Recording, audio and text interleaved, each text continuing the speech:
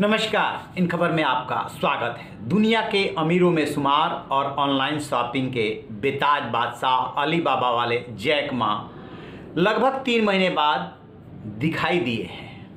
खबर आ रही थी कि चीनी राष्ट्रपति शी जिनपिंग से पंगा होने के बाद उनको नज़रबंद कर दिया गया है और वो बाहर दिखाई भी देंगे या जेल में ही चले जाएंगे, ये कुछ नहीं पता था।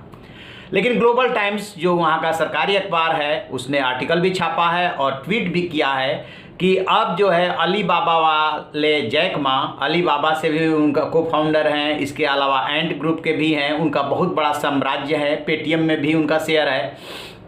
वो जो है ग्रामीण टीचरों के एक प्रोग्राम में दिखाई दिए हैं। अलीबाबा फाउंडेशन का सालाना वो कार्यक्रम होता है, लेकिन इस बार कोरोना की वजह से देर से हुआ। उसमें वो वर्चुअल उन्होंने संबोधित किया है टीचर्स को और ये भी कहा है कि अब हम मिला करेंगे। इसका मतलब ये लगाया जा रहा है कि अब जैक मा के प्रति शी जिनपिंग और वहाँ की सरकार का थोड़ा रुख नरम हुआ है। हालांकि अभी दावे के साथ कुछ भी नहीं कहा जा सकता है कि जैक मा कैसे बाहर आए, कैसे उन्होंने संबोधित किया और क्या उसकी शर्तें थीं, ये कुछ भी नहीं पता है। बस ग्लोबल टाइम्स के जरिए ये बात पता चल रही है कि जैक मा दिखाई दिए हैं, संबोधित करते हुए भी दिखे हैं। वो बता दें कि वो अंग्रेजी के टीचर रहे और वहीं से जो है वो एंटरप्रेन्योर बने, बहुत बड़े बने, उनका साम्राज्य हो गया। तो 24 अक्टूबर को चीन में उनका आखिरी संबोधन हुआ था पिछले साल, और उसमें उन्होंने वहाँ के जो रेगुलेटर है और बैंक्स हैं उनको ब्याजखोर कहा था और ये आरोप लगाया था कि समय के साथ ये लोग बदले नहीं, पुराने ज़माने के हो गए।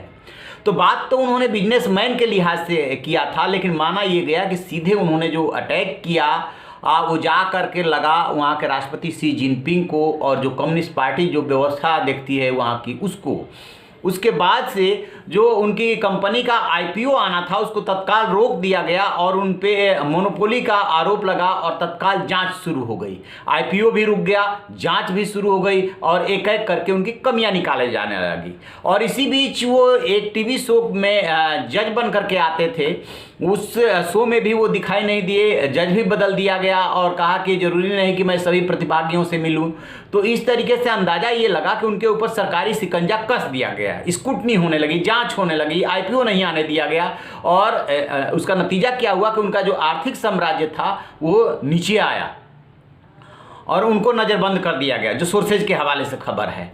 अब बाद में जो भी गवर्नमेंट के बीच में राष्ट्रपति के साथ या जो भी अथॉरिटीज है उनके साथ बातचीत उनकी हुई हो या मैसेज दिया गया हो, बहरहाल अब वो संबोधित करते हुए दिखाई दे रहे हैं। लेकिन इससे कुछ भी अंदाज़ा नहीं लगाया जा सकता कि किन शर्तों पे और कैसे उनको बाहर आने की इजाज़त दी गई, क्योंकि बीच में एक खबर ये भी आई थी कि जैक मा को उनके घर में ही नज़रबंद कर दिया गया है, फिर आई कि नहीं कहीं और नज़रबंद रखा गया है। एक बात बता दें कि चीन का इतिहास रहा है कि जो कोई भी वहाँ की सरकार या पार्टी के ऊपर उंगली उठाने की कोशिश करता है उसका हश्र यही होता है। इसके पहले के उद्योगपतियों के साथ भी ऐसा ही किया गया था और जैक मा के साथ भी ऐसा ही हुआ। कहा यह गया कि पहले सरकार ने उनको संरक्षण दिया, आगे बढ़ने दिया और जैसे ही उन्होंने सरकार से पंगा लेना शुरू किया या आलोचना शुरू की, सरकार के भौहें तन गई। खास तौर से जो वहाँ के राष्ट्रपति है शी जिनपिंग, और उनसे पंगा लेकर के इस समय चाइना में किसी का सर्वाइवल बहुत मुश्किल है।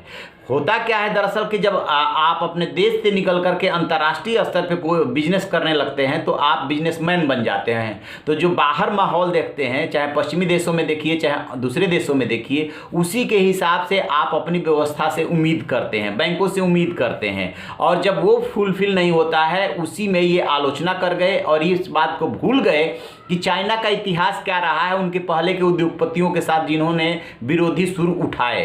तो यहीं पे वो गलतफहमी का शिकार हो गए जैक मा। अब हालात ये हुए कि उनका जो आर्थिक साम्राज्य था, जो उनका उद्योग धंधा था, उसका जो है शेयर गिरा। अब देखते हैं कि सार्वजनिक रूप से दिखाई दिए हैं, क्योंकि एक खबर ये भी आ रही है कि अब जो है जैसे ही वो दिखाई दिए हैं पब्लिकली वैसे ही उठना शुरू हो गया है कि कहाँ जा करके ये मामला टर्न लेता है। जैसे ही इसको लेकर के कोई जानकारी मिलेगी हम आपसे साझा करेंगे। आप रहिए ना बेखबर, देखते रहिए इन खबर। Thank you. इन खबर चैनल को सब्सक्राइब करें।